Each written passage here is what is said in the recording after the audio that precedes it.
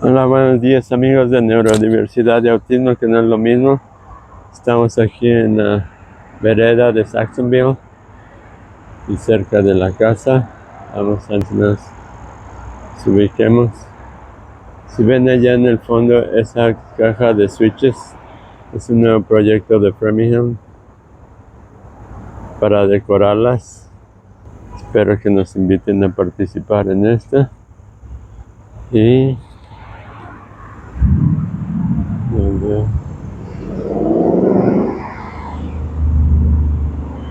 bueno, esta era una antigua estación de bomberos. Ahora almacena viejos carros de bomberos. Ya les hemos enseñado esa estación en videos previos. ¿Sí?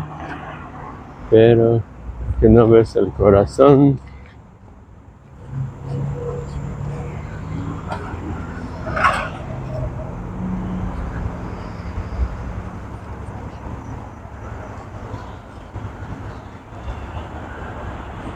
En fin. Bueno, vamos a empezar nuestra caminata. Y nuestro tema de hoy es el síndrome de desconexión cognitiva. Este tema lo estamos hablando hoy porque recibimos algunos comentarios acerca de esto. Esto no es nuevo. Esto fue primera vez que está en la literatura de todos los que son deshabilidades, síndromes y todo eso apareció entre los 60 y los 70. Hubo varios científicos que se dedicaron a investigar un poco más profundo y oficialmente no se encuentra en el DSM-5, que es el Manual de Deshabilidades de Estados Unidos, ni en el europeo o del resto del mundo. El S11 creo que es, disculpen si me equivoco. Pero bueno, entonces este síndrome, muchas personas lo están confundiendo con la cuestión de el síndrome de atencional, ¿sí? Entonces, pero vamos a hablarles un poquito más y les hablaremos más acerca del TDAH, ¿sí? Entonces, el síndrome de desconexión cognitiva, esto ocurre cuando áreas del cerebro no logran comunicarse bien entre sí, pero no siempre se debe a un daño en una zona concreta, sino por los problemas a los que diríamos las autopistas de comunicación del cerebro, las redes neuronales del cerebro, ya sea las por defecto o otras. Pero está basado en las fibras que conectan las regiones cerebrales, ¿sí? Entonces, ya acuérdense que tenemos 180 áreas de trabajo en el cerebro principales. Están subdivididas, pero mayores son 180. Y además tenemos 35 redes neuronales principales, que también, como autopistas, tienen calles y tienen entradas y salidas, ¿sí? Entonces, por eso es nos confundamos. Entonces, ahí son donde las redes neuronales empiezan a tener falta de comunicación. Y esto puede ser por varias causas, pero vamos a mencionar tres principales, ¿no? Que son las lesiones cerebrales, ya sea por accidentes, traumatismos, tumores, ¿sí? Hay operaciones que se hacen en el cerebro con la persona despierta, y esto lo está comprobando. Vamos a tener un video sobre este tipo de operaciones. Pero acuérdense del doctor Dufault, un francés, y su aprendiz, que es español. Pero bueno, este es otro video. Entonces, otra causa son las enfermedades neurodegenerativas, como el Alzheimer, la esclerosis múltiple y otras que afectan al cerebro directamente, ¿eh? Entonces, las alteraciones del neurodesarrollo, perdón, un poco trabado esta mañana, pero bueno, es otro ejemplo, ¿no? Por ejemplo, el autismo, el TDAH, bipolaridad y otros. Acuérdense que el neurodesarrollo se manifiesta en las primeras etapas de la gestación, del crecimiento del feto, todo eso, y después se toman diferentes caminos, neurotípicos y neurodiversos. Entonces aquí puede haber también puede ser una de las causas de nuestro síndrome de desconexión cognitiva. ¿Esto cómo se manifiesta? Pues eso depende en las áreas que estén desconectadas, vamos a ponerlo entre comillas, porque puede ser en el lenguaje, puede haber dificultad para repetir o comprender palabras.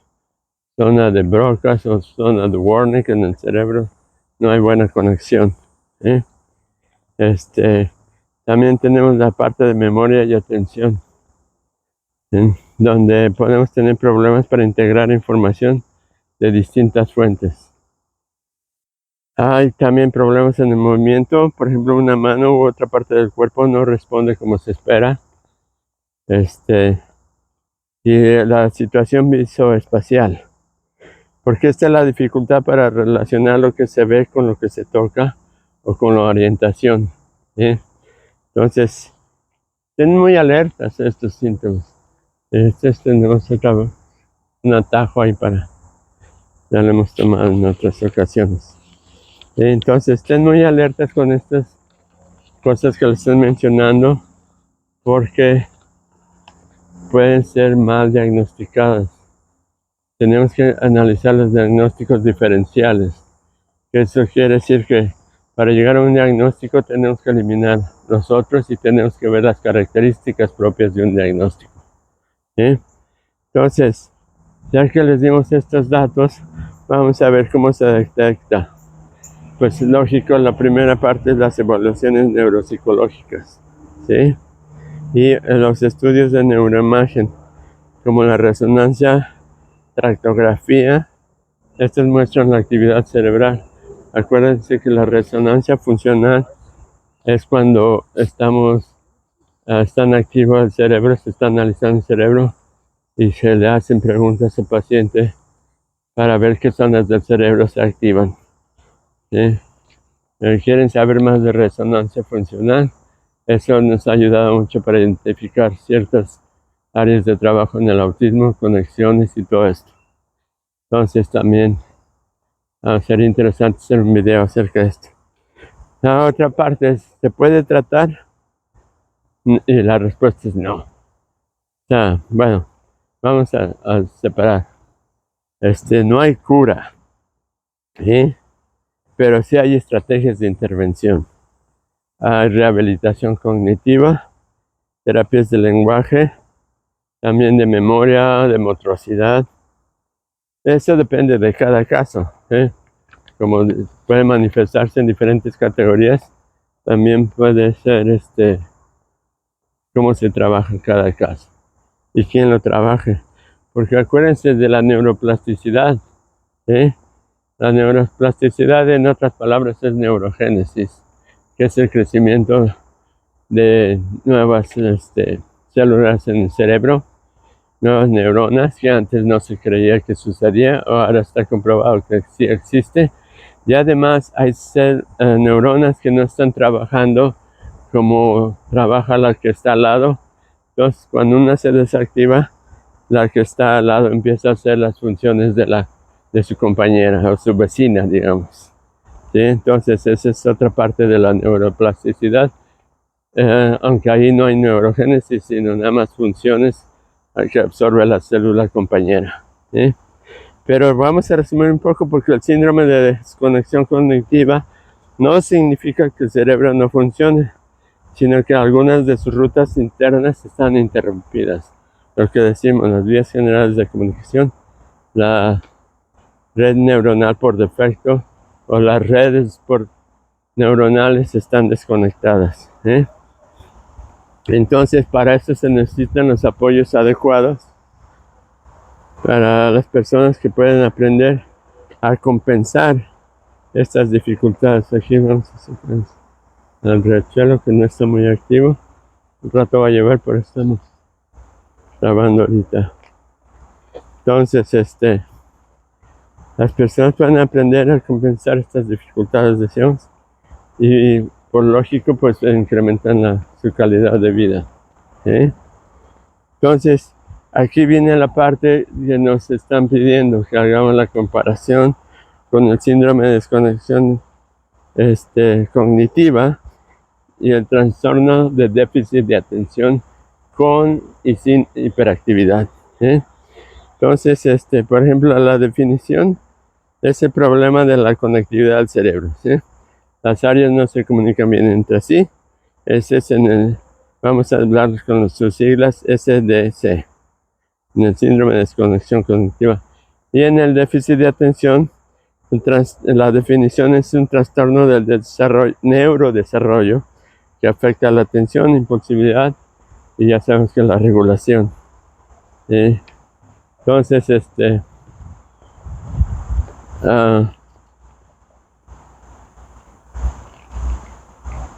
estamos aquí atravesando. Vamos a atravesar aquí.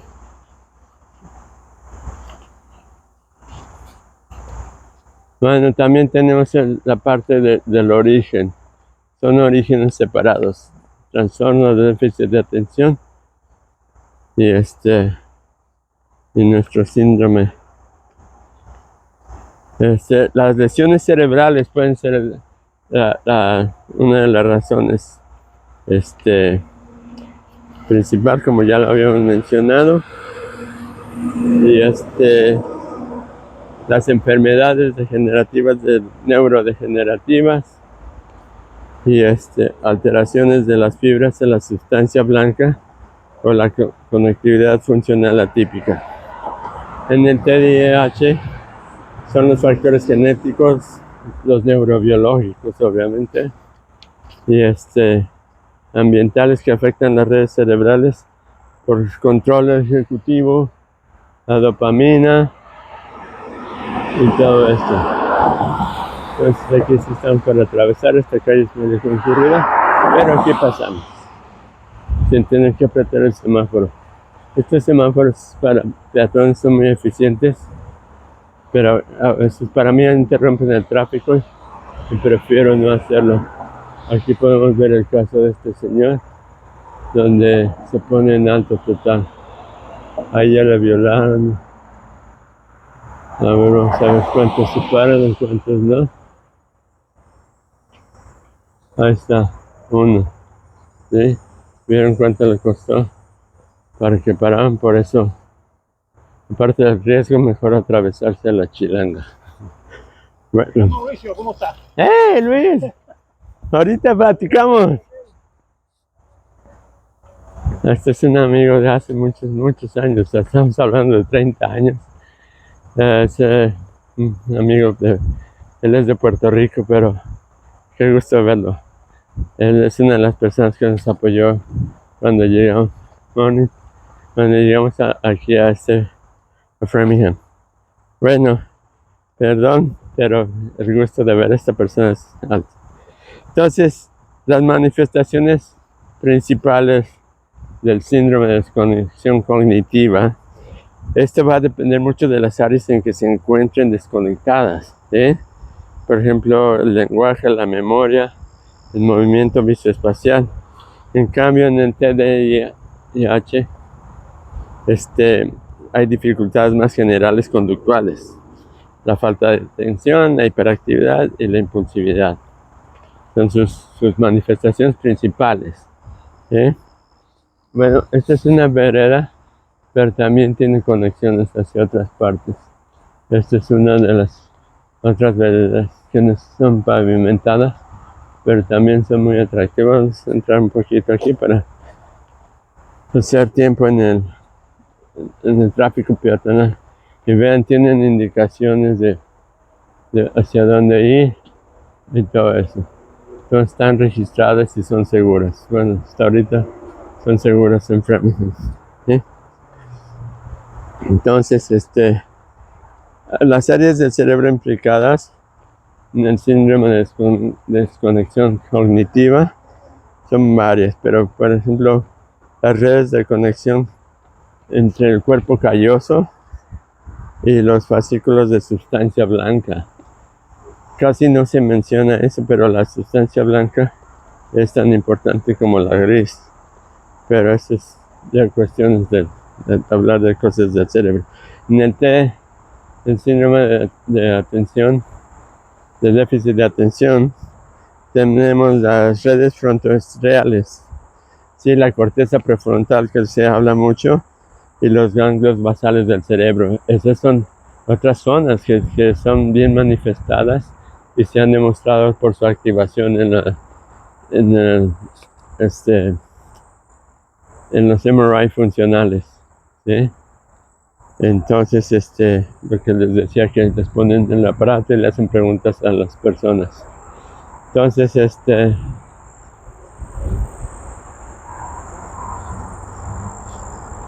y esas son dos diferentes áreas. Bueno, son diferentes situaciones cerebrales, no áreas, porque pueden estar entrelazadas también.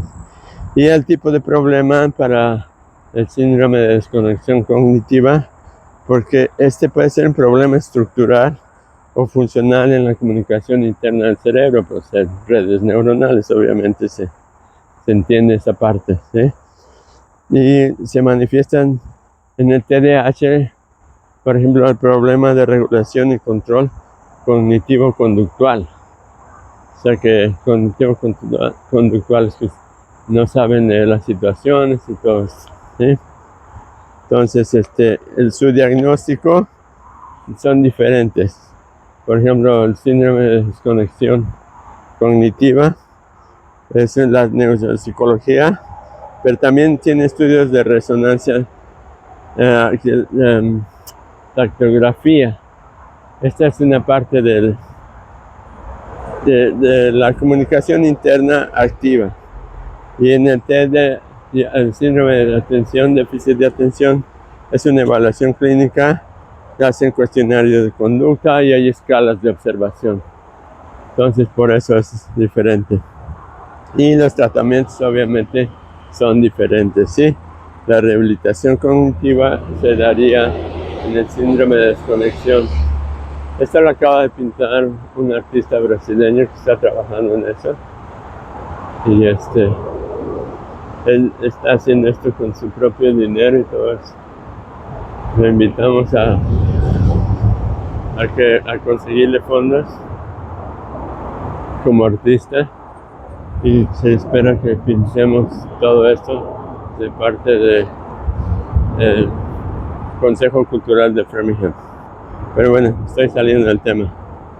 Entonces, tratamiento, digamos, seguimos con la rehabilitación cognitiva para el síndrome de desconexión cognitiva.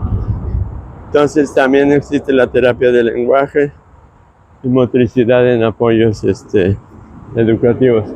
Para los que no saben, aquí estamos pasando por la carretera principal que atraviesa Massachusetts, en la ruta 90. Aquí se llama Mass Pike. Esta carretera, ya lo hemos mencionado, llega hasta al Pacífico, ¿eh? Atraviesa en el norte de Estados Unidos todo, del Atlántico al Pacífico. Pero bueno. Y en el tratamiento del síndrome de atención tenemos la intervención multimodal, la psicoeducación, terapia conductual, que es algo que estamos trabajando mucho, y las adaptaciones escolares también, que las recomendamos, pero enormemente.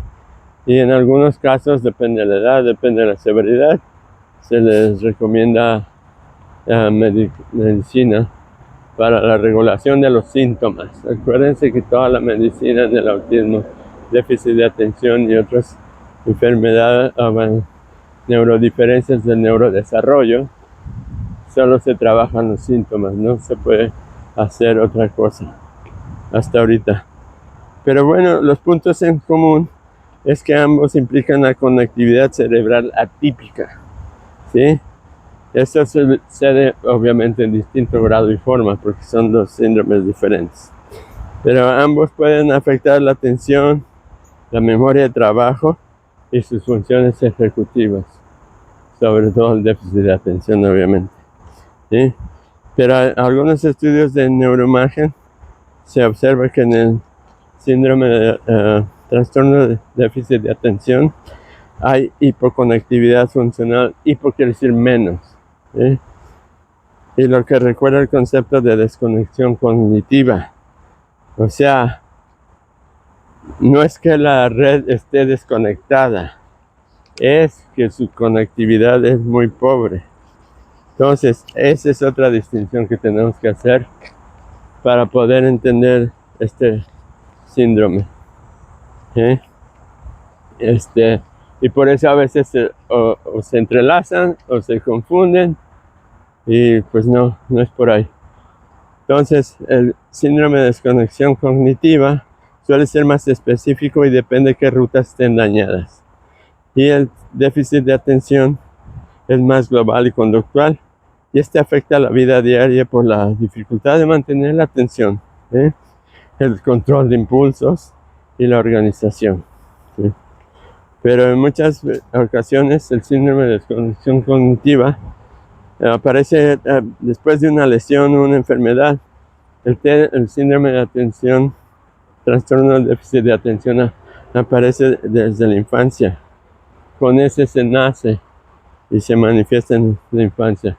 Pero resumiendo ya, el síndrome de atención, trastorno de déficit de atención con y sin hiperactividad, es un trastorno donde hay dificultades de conectividad funcional también, pero el síndrome de desconexión cognitiva es más amplio y puede aparecer por lesiones u otras causas.